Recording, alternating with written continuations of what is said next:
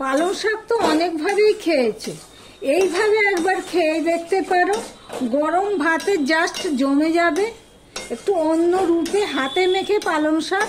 Please ভিডিওটা দেখতে থাকো বন্ধুরা। বন্ধুরা, আপনারা দেখছেন কুকিং হাউস অফ অনিমা। এখানে একটা পালং শাক দেখতে পাচ্ছি। এই পালং শাকের একটা রেসিপি তোমাদের সাথে শেয়ার করব। সম্পূর্ণ নিরামিষ, পেঁয়াজ রসুন ছাড়া একটা রেসিপি। গরম ভাতে জাস্ট জমে যাবে, একদম অন্য রূপে পালং শাক। তার জন্য আমি এখানে পালং শাকগুলো বেছে নিয়ে একবার ধুয়ে নিয়েছি। এবার এগুলোকে আমি কেটে নেব। পালং শাকগুলো আমি বেশি বড় করে কাটবো না, জাস্ট এইভাবে এগুলো ফেলে দিচ্ছি। গোড়ার দিকটা ফেলে দিয়ে এরকমভাবে কেটে নেব।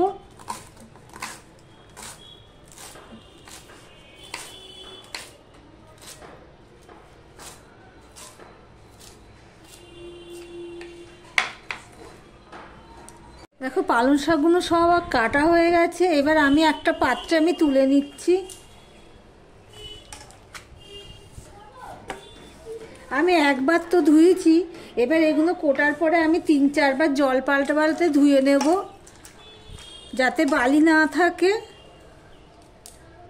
এই দেখো জল সমেত একটা কড়াই বসিয়ে দিয়েছি, আর পালং শাকগুলো আমি বেশ ভালোভাবে ধুয়ে নিয়েছি। এবার এই পালং শাকগুলো আমি সিদ্ধ করে নেব। বেশি সিদ্ধ করব না, মোটামুটিভাবে সিদ্ধ করে নেব। 3-4 মিনিট ধরো ফুটিয়ে নিলাম।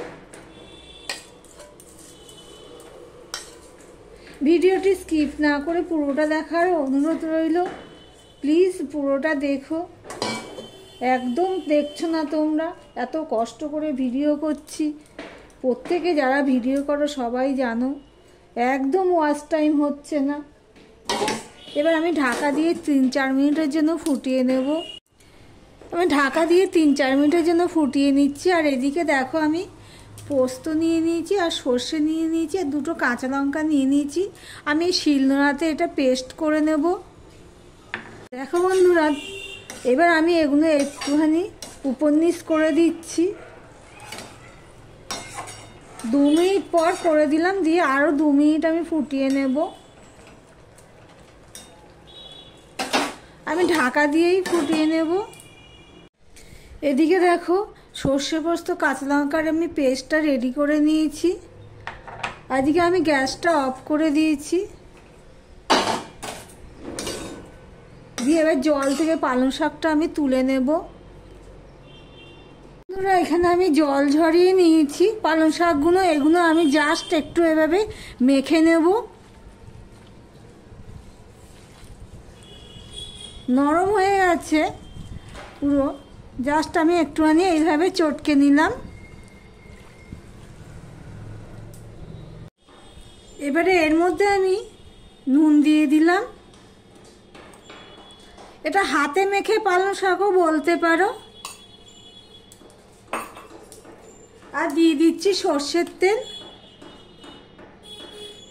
2 চামচের মতো সর্ষের তেল দিয়ে দিলাম। আর এখানে যে পেস্টটা বানিয়ে রেখেছিলাম সেই পেস্টটা দিয়ে দিলাম। এবার সম্পূর্ণটা আমি ভালো করে মাখিয়ে নেব।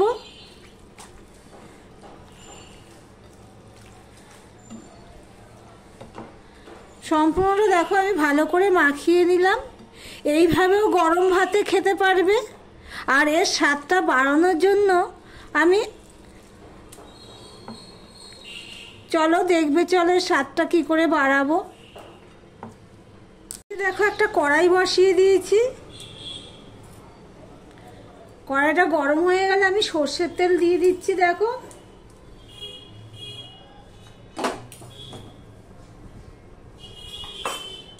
সর্ষের তেলটা হয়ে গেছে। এবার আমি একটা শুকনো লঙ্কাকে ভেঙে দিয়ে দিলাম, আর দিয়ে দিলাম একটুখানি কালো জিরে। এটা নেড়ে চেড়ে নেব।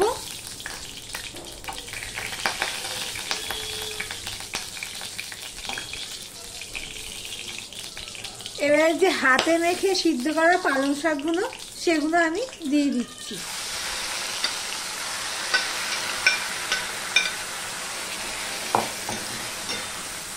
গরম ভাতে এইভাবে খেলে পুরো জমে যাবে। দেখতে থাকো বন্ধুরা। সমানে এটা নাড়তে থাকবো যতক্ষণ না জলটা শুকায়। এবার এর মধ্যে আমি একটু চিনি দিয়ে দেবো, জাস্ট অল্প একটু চিনি দিয়ে দিলাম, ছোট চামচে 2 চামচ চিনি দিয়ে দিলাম।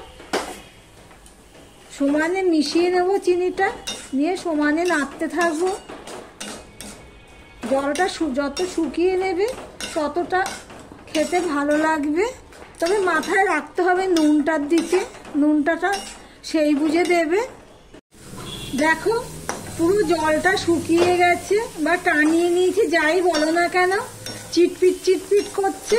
এখন আমি কি করব, গ্যাসটা অফ করে দিলাম, দিয়ে আবারও একটুখানি নেড়ে নেব, কেন গরম কড়াইতে।